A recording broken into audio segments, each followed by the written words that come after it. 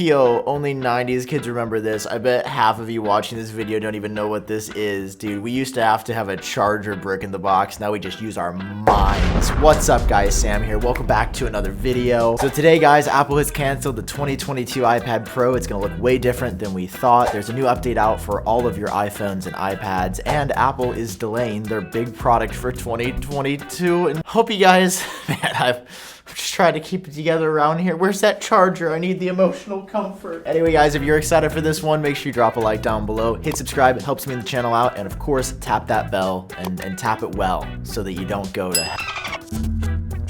Okay, guys, we are, it's bad.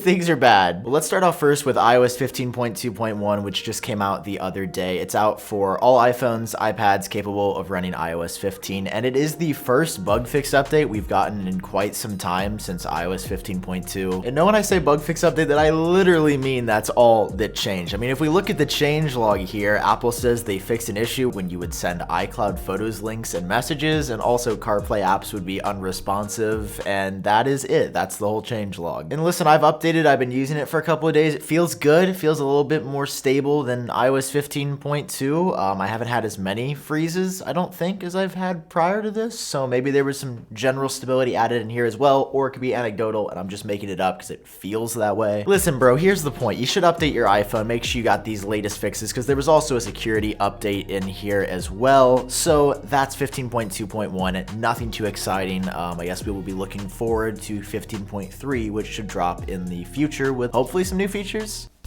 Next up, we have the iPad Pro. Look at my set person threw it to me. Thanks, set person. You're just the best. So we have the iPad Pro, and we are expecting an update in 2022. Now, previously, we heard rumors that this new iPad Pro was going to be the biggest update since we got the, all-screen redesign in 2018, which has honestly remained pretty much identical aside from the LiDAR and the camera bump, but like nothing too wild. It's just kind of looked like the same iPad since 2018, which is fine because it is really good. But I'm always down for Apple to freshen things up and, give us new colors or materials. And apparently, according to Mark Gurman, we were supposed to be getting an all-glass iPad for the first time. So all glass on the front and all glass on the back to enable wireless charging, which sounds really good. And as somebody who loves the look of glass iPhones, I was like, yeah, I'm so into this. I can't wait to have this all-glass iPad. It will just be a straight slab. It's going to be beautiful. And then you start to think about what would happen if you dropped it once. Like, I was just throwing this around to catch it. How much? Everybody's like, my anxiety. I think one drop and you're done. It would be heavier as well. And, obviously that would be the way we get wireless charging. So we might just have to do without on the iPad. That is, unless Apple gets a little bit creative here. And according to 9to5Mac, they have come up with a really brilliant way to enable wireless MagSafe charging on the next iPad. So they are going to stick with an aluminum design. Apparently they've completely decided against glass, but instead they're making the Apple logo bigger on the back. Why are they making it bigger? Because it's not big enough. There's never enough Apple logos. It's never big enough. Come on, this is an Apple channel. You guys know the drill. No, they're making it bigger to work with MagSafe. We have the magnetic connectors down here. I don't know if you guys can see it, but we have magnetic connectors. Now, Apple's not using those. Apparently, they're using the Apple logo, which is kind of cool considering that the Apple logo is now going to be all glass. And I'm not saying that they could make it light up on the iPad. I'm just saying that, man, if it's glass,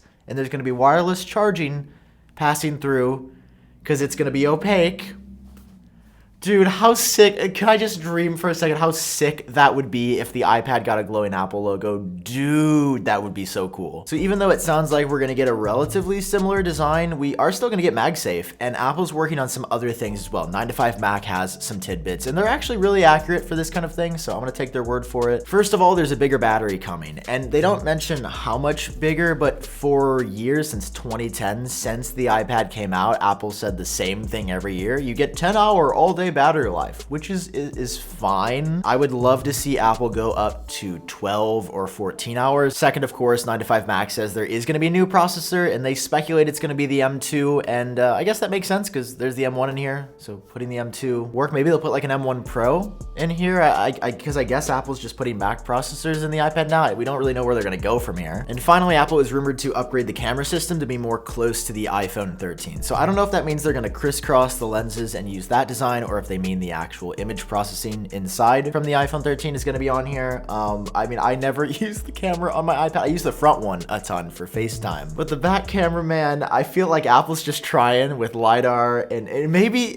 no, it's not going to pan out. I just don't believe that I mean, why does you guys see what I'm saying? Like, do you use the iPad camera? Maybe I'm just crazy. Maybe I'm a little tech bubble and needs to be popped.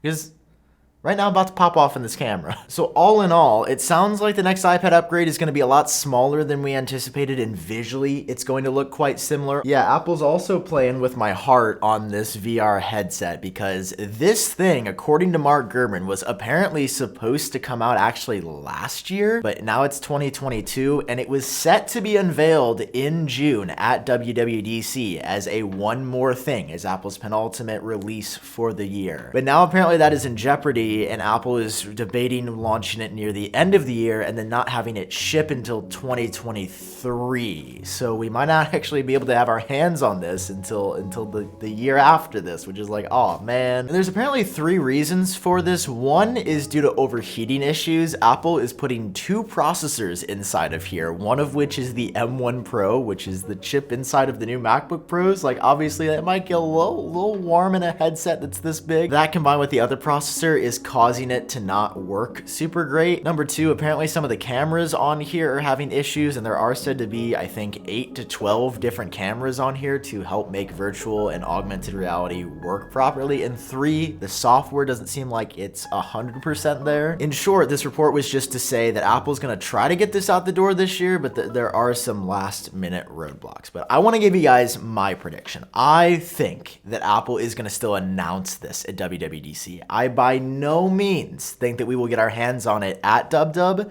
I just think that we will see an announcement of it at the developer event. Why would Apple do this if it's not exactly ready yet? Well, we saw this back in 2014 with the Apple Watch. They announced it at the iPhone 6 event, just as a one more thing at the end, even though it didn't ship till, what, 7 or 8 months later. And the reason they did that is so that they didn't have to hide anything anymore. Like, keep in mind, Apple is developing this and contacting partners and trying to get this to ship and be assembled, all in secret. They don't make a VR headset. They haven't told anybody this. If they announce it, they don't have to try so hard to make it a secret, because they've already gotten to unveil it in the way that they want, and they could have a couple prototypes ready to show people what they're working on and just say, it's coming early 2023. I just feel like developer support is going to be really important for this product to work, because this device is not going to be it by itself, but what you can do with it, which is going to be apps that developers have to make. And talking about this at a developer conference sounds like the right choice to get people involved. So I'll keep you guys updated on this story. I don't see them pushing the date past DubDub, but maybe they do, and they announce it at the fall iPhone event or something. What are your thoughts? Do you think Apple's gonna announce it on schedule, or do you think it's gonna be pushed back? I hope you're doing well. Thank you for watching.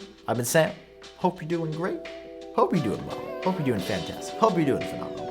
And I'll see you in my next video. Bye-bye.